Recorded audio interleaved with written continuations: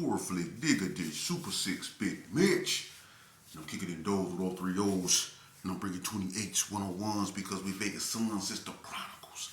And you in the Meadowlands. Yeah, you in the Meadows, man. And you already know what made me. 530. What that mean? Oh, that boy is a desert baby. Oh, yeah. Hubba-dub, scrub, 22-inch gold dana dangs, and big bolo yang. I can never sit on my claims. Welcome to Vegas Chronicles with the whole Super Six, Mr. Digger Dish, Big Mitch. And today, like any other day, y'all know what we do. We kick action with fashion with no additives, no preservatives. Just raw and uncut. Like what? Like summer sausages and crackers. You already know. Shout out to everybody that's been rocking with your boy. Shout out to everybody that's been supporting my platform. First of all, I want to say, before I get started, thank you to everybody that sent me the birthday wishes. Yeah, Big Mitch is getting younger and younger every day. You know what I mean? And I look good for my age too, don't I? Yeah, only in the perfect world. But anyway, man, shout out to everybody that's been supporting my platform. Shout out to everybody that's been rocking with your boy, man. Let's jump right off into it. Y'all be on the lookout for that video. I got a lot of videos coming up with a lot of, important people, man. Y'all be on the lookout for Suave Rob interview that's coming up next, man. And then I got a whole bunch of people, Shout out to Baby Huey, man, that got in contact with me. Sydney Sue GQ, Baby Huey, man. Much love and respect, man. I love the dialogue with that brother. I'm going to be bringing him in, too, man. He got a lot of history, too, man. And that brother Sharp, But let's jump right off into it. I correspond with my audience. They ask me questions, and I give you authenticity when it comes to it, First and foremost, man, let me ask y'all a question. I came across a video the other day, and they was talking about how some rolling 50s cats from BMM, I don't even know what that means, migrated out here to Las Vegas claiming rolling 50. Now, I already said that rolling 50's been out here in Las Vegas. There's only one rolling 50 in Las Vegas, and that's the Vegas Heights rolling 50s. They used to be UCC's 501 undercover Crips. Now, some California version of rolling 50 neighborhood Crip came out here. I don't know nothing about that. So if y'all know anything about that, can y'all put that in the comments, man? Because I don't know nothing about no BMM. And see, people coming out here talking about they setting up shop in Vegas and doing all that, man. They not setting up shop over here in Vegas, not on the historical west side or in the north. Where they setting up shop at? They setting up shop on the strip at one of them motels. That's not because they not out here in the streets. So I don't know nothing about no neighborhood rolling 50 from California coming out here. If y'all do, please put it in the comment section because I could be wrong. I don't know everything. But let's move on. Somebody asked me about the West Coast Bloods. And I didn't really want to talk about their history like that because I feel I'm not really I feel like I'm not qualified to go that deep. But what I would do is give my opinion on things, and I would have some West Coast Bloods. I would interview them. Hopefully I can get some of them, to sit down and we could talk about, history, man. But, they asked me when the West Coast, when the West Coast Crips occupied Marble Manor, who turned them into Bloods, and was there any type of pushback from the West Coast Crips, And I'm gonna say this right here. I did a video and I spoke on, the influence, the blood influence from the Pirus, that they had in West Coast. I'm gonna say this, man. You have people like Big Red over there, and I ain't gonna say he had influence. A lot of people would say he was the guy that turned them into West Coast Bloods, but then you got other people that say otherwise. They say the biggest influence that the West Coast Bloods had was Quando and Kiki. Now I'm gonna say this right here. I believe that because when it comes to the Bloods, one thing that I know for a fact, the most known two blood names on the west side of Las Vegas, there's two. And you had one of them, my uncle. I'm gonna leave that alone because if you know, he doing his best life, and he living his best life, and I don't know if he want to be mentioned. So y'all know who it is, But one name in particular that always rang way back from the beginning of the Blood inception, was a name June Matthews. That name right there, Quando. Some people know it as a Quando, but June Matthews. That's probably on the west side of Las Vegas the most known name. Like you got Rock Sheba, You got that name in the North when it come to Bloods, Rock Sheba or the Lockharts. You know, that name Rock Sheba, you know, that's like the foundation. I ain't gonna say it's the foundation of the hood, but that name right there, it rings in the North when it comes to the hood. Jewel Matthews was the same way on the west side of Las Vegas. You know, so Kiki, you know, and Quando, June Matthews, probably had the biggest influence, in my opinion, on the West Coast Bloods, you know, turning from Crip to Blood. Now, as far as the blowback, it wasn't no blowback. Because by that time, you got to understand, you know, with West Coast Bloods being Crips at that time, you know, you still have Pyru and PB, you know, so they was like kind of isolated at the bottom down there on Washington and Bonanza, you know, so, I mean, it wasn't going to be no blowback. Them Bloods weren't playing. And when they came, and when, you know, I'm going to be honest with you, I stayed in the coast, and I never felt, you know, like I knew it was at one point Crip territory, and you used to see WCC hit up on the wall over there. But I'm gonna keep it 100 with you. When I stayed over there, West Coast Blood always felt the coast always felt like blood turf. I'm gonna be 100 with you. And the Crips that was over there, you had Gersons that was over there. Guy Porter stayed over there. I stayed over there. Bad Mike stayed over there. It was a bunch of people. I don't know if everybody remember Dark Skinny Tracy. You know, me, Tracy, and Andre Loper used to be together. You know what I mean? But it always felt like, you know, blood turf. Because you always ran into Bloods around there, whether they were Pyru, PB, or whatever. It always felt like blood turf. You know? So I wouldn't say it was so much of a pushback. I just felt that, you know, a lot of them dudes had, like, blood mentalities. So it was like an easy transition, you know? And the Crips that came before the West Coast Bloods, you know, I think they were more, I know they were West Coast Crips, but I think they were more influenced by the GQs and more GQ-ish than anything. You know what I mean? I know West Coast Crip had a set and General and all those cats up over there was doing their thing, but I'm going to be honest with you, it was all about GQ. During this era, it was more GQs than anything, man. It was GQ this and GQ that. I swear to God, man, it was GQ this and GQ that. GQs had a lot of influence. But when it came to the coast, man, I think the coast was just bred to be Bloods. I'm going to just be honest with you, man. And I think that just was something that was always there, and it just had to be activated. I don't think the Crips was meant to have a stronghold in Marble Manor. I just don't think that was the case. Just like I don't see the Bloods ever having a stronghold on Donna. Donna was just... And when you look at Donna, you could never just picture Bloods on that because that's just Crip territory. You see? And that's how the coast was, you know. The coast started off as West Coast Crips, but it always felt like they were Bloods. I'm going to just be honest with you, you know. Now, moving on from that, because I don't want to get too deep up in that, man. You know what I mean? And I'm going to tell you something about the West Coast Bloods, too, when they came out. The West Coast Bloods, you know, what really put them on the map was that they had the audacity and the courage, you know, to stand up against the Gerson, who was the biggest and probably the most ferocious gang at that time. You had the Pyrus, you had the Playboys. I ain't saying they was punk, but the Gersons, you know, they was having all the money.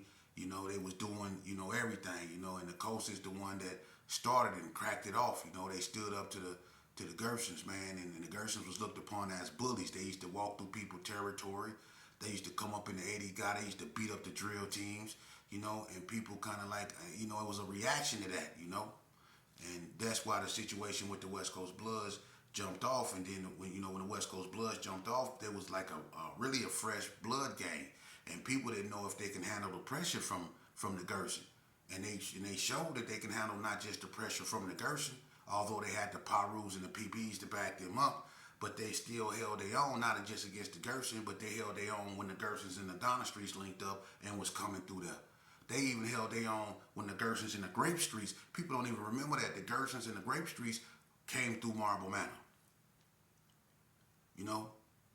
And it was on and cracking. You know? And that's a whole nother story, but the Gersons and the Grapes came through there. You know? But West Coast Blood's been 10 toes down, and, you know, it's not about, you know, me glorifying nothing. I'm telling you the truth. I'm not finna get up here and make them look like they sorry because I come from the Gerson. No, the West Coast Bloods, they did what they had to do, man. You know what I mean? And it's messed up because we all family, you know. And I was talking to Shout out to Minister Leon, man. I was talking to him when I was talking to Spoonie, man. A lot of us just don't know, man. We family, man, and don't even, a lot of us don't know it, but a lot of us do. When the Gersons fell out, the Howes and the Thompsons, that tore a lot of things apart. How they gonna go to war with each other when they first cousins, man? Me and Burger B. That's Pep's son. That's my family. You know, so it was a lot of people that was stuck in the middle of something that they didn't even want no parts in. But at the same time, L was my family too. So that's why I say this gang banging thing, man. That's what tore us apart, not just as a culture, but as a community. You know what I'm saying? But the coast wasn't no punks, man. But I don't think that the coast in that area was just meant to be Crips, man. I think that's just they vibe. There was always like always felt like it was blood turf to me. I'm just keeping it real, you know. Now, another question that was asked of me: who were some of the most prominent families in Las Vegas? Which families had the biggest names in Las Vegas or the most respected names? And I'm gonna be honest with you.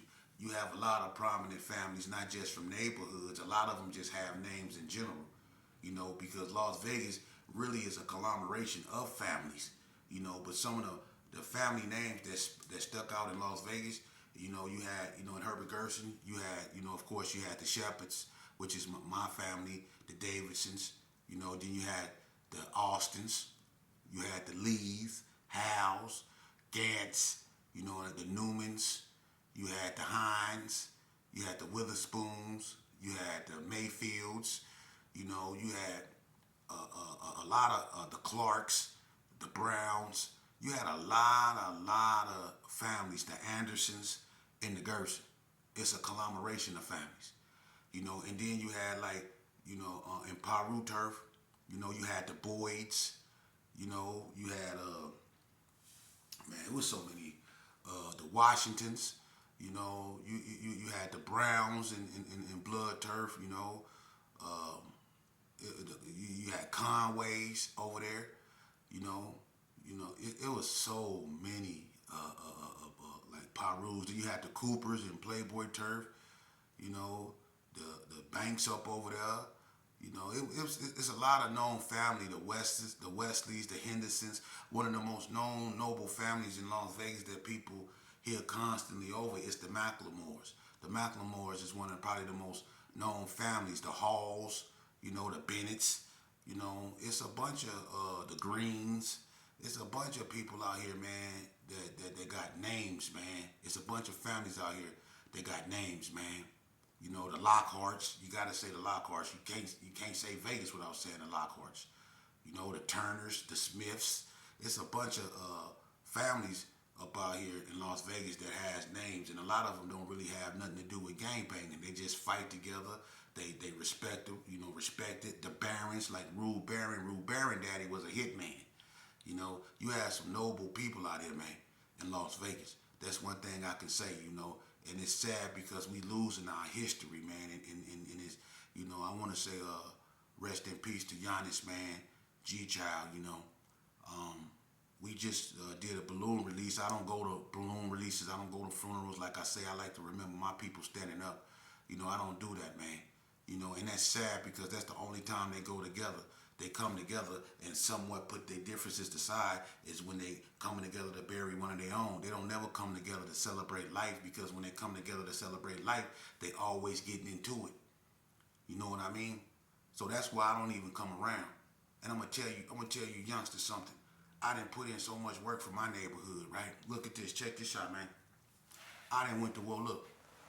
And your father will tell you, they know my reputation. They'll tell you about me. You ask your family, you ask your father about me. I put in so much work for my neighborhood. My mama, every time she seen an ambulance drive by her house, my mama used to sit there and do hair and leave her front door open when she stayed in the coast. And my mama used to see ambulance ride by her house and she'd get so scared because she used to always think that those ambulances was on their way to get me. Because I used to be 13, 14 years old running around with dudes that was 22 years old like Bread and Dirty Rob, Turtle, Donna Ray Page. I was with Big Nag. I was with the Chiefs, Humper Stump. I was around there with Humper Stump and Dragos. We around there with Humper Stump had a double barrel.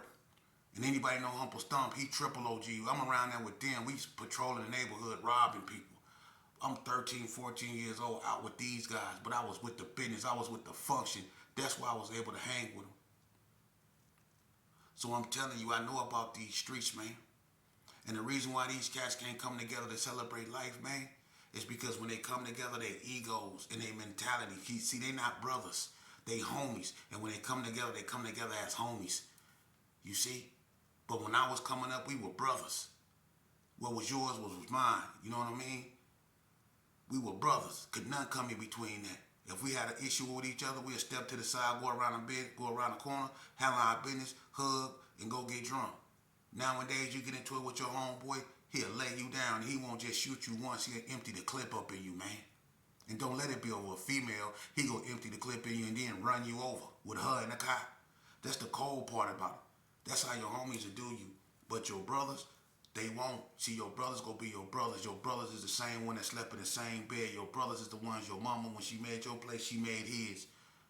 You see, your brother is the one that when you got in a fight, you ain't have to say help me. He took off. Sometimes he took off before you did. That's your brother right there, man. Your homie, his love only go as far as his needs. When the need of you is no longer relevant, you no longer relevant. Why you think when some of your homeboys get money, they start acting funny? Or when you owe your homeboys money, they act funny. When you owe your brother money, he don't even ask you about it. He just remind you of it the next time you ask him for some money. But your homeboy, he gonna show up knocking on your door with his pistol out. That's what your homeboy gonna do. So y'all quit being so quick to call people your homeboy, because calling a person your homeboy these days is just like calling them your enemy, because you can't tell a difference. And I would rather be around a bunch of enemies. At least I know what to expect. That's why I don't go around people. Because I used to really gang bang, and I'm gonna tell you something. When I used to gang bang, I know who my enemies was, so I thought. For real. But when it turned, what I learned is that the people I was shooting at, the people that I hated, those was in fact the people that turned out to be some of my best friends, my closest confidants, and the people that I was shooting people over, the people that I was riding over. These cats is the ones that told on me. These cats is the ones that turned out to stab me in the back. These cats is the ones that turned out to be pieces of crap. The ones I'm supposed to be homies with. So you youngsters, man, before y'all join us, know what you signing up for. The only gang you need is a gang of common sense. And your parents, and that's their job to make sure they rear you right, man, to be able to stand on your own, man. You don't need no gang to validate you, bruh. You know? And let me tell you cats that, no disrespect to nobody, but let me tell y'all something about y'all, out of state dudes, man. And I'm not talking about California, I'm talking about everybody, man. I don't know why people think Vegas is just a state where people can come shut up shop, man. Y'all been lying on Vegas for years. I'm from the streets of Vegas. I ain't talking about Naked City. I ain't talking about Sierra Vista. That don't count. That's not on the map. We not talking about the Strip. We not talking about over there Van Patten and all that. That don't count. Y'all wasn't on the west side. Y'all wasn't coming out here taking over, setting up shop. The only ones that attempted that was the back streets. The only other Cali gang that had a presence out here, real presence out here, was the Hoovers over there in Berkeley Square. You had fragments of other people that was out here. When Crenshaw Mafia came out here, Vegas boys bought that out here. Vegas boys. So y'all don't come out here and ain't no disciples and no vice lords got no hoods up out here. Y'all need to stop that, man. Just like y'all don't want people from Chicago and Detroit coming to California talking about they started this, or people won't, talking about Detroit people talking about California came to Detroit and started nothing. See, people get all this pride and this ego about other people coming into their state, starting this and starting that. When y'all go come to our state and build a school? When y'all go come to our state and open up businesses? Y'all always talking about setting up shop. If you want to set up a real shop, won't you set up a place where people can come and be employed, man? When we gonna talk about doing that? Y'all want to talk about coming out here and y'all got this hood out here and this hood out here, man. That's so stupid, man. That's so lame. That's so low budget, man. We ain't even on that no more, man. We trying to get our kids out the streets, man. And that's a damn shame. You got these old ass dudes on the internet, man, with that bull crap, man. We not on that no more, man. For real, man. The real men, the real gangsters, they raising civilians, man. They don't want their son to go through the same storm they went through because they know where it leads. Some of us didn't make it out that storm. So why would I want my child to go through that when I know where it leads? Why would I want my child to go to prison just to be educated? Why would I want my child to go to prison just to find out he a man? Nah. We ain't on that time. We ain't on that time, man. We ain't on that time, man. We ain't on that time, man. I'm gonna tell you something else too, man. I was asked another question, you know. Oh, before I say that, y'all be on the lookout, man. I got a video coming out, man. You know I'm gonna do, man. You know, it's about 3 jackets, man. Remember Bo Rat? Remember the Bo Rat series? Well, I got another one for y'all. It's about 3 jackets, man. You know what I'm saying? So y'all be on the lookout for that one. That was gonna be a good one too, man. You know. But I want y'all to know something, man. We at a point right now in time in America where things are so scary, man. For real, man. We don't, you know, looking toward elections and all that stuff. I'm gonna tell you right now, man. What we need to be doing right now is getting right with God. That's the only person that can get us out this mess. And I'm finna tell y'all something so heavy.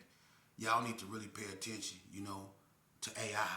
The reason why AI is coming out now and they're blurring the lines between what is actual reality and what is artificial intelligence, because things that y'all go believe that are artificial intelligence are actually going to be what it is.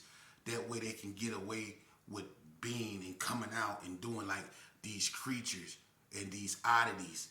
You see, it's things that's finna start happening. And the first sign of that they was gonna start doing that was when people like Chris Angel, that dude that used to be Mind Freak and all, and David Blaine and all these people used to go into society and go and they used to do stuff right in your face, levitate, put their hands through wall. They was preparing y'all and conditioning y'all for what's about to happen. Now they using AI.